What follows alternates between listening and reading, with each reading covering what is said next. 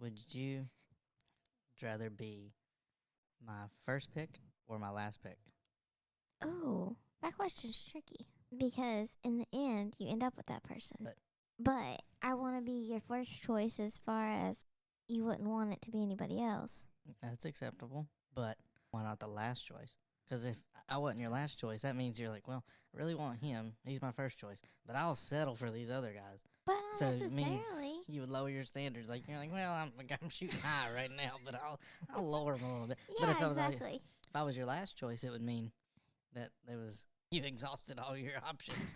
And that was the last I one. mean, it just depends But on if I how wasn't- you think about it. If I wasn't your last choice, then that means you would have lowered your standard a little bit. You're like, well, I would go down to that. Do you know how picky I am? But you told me I wasn't your last choice.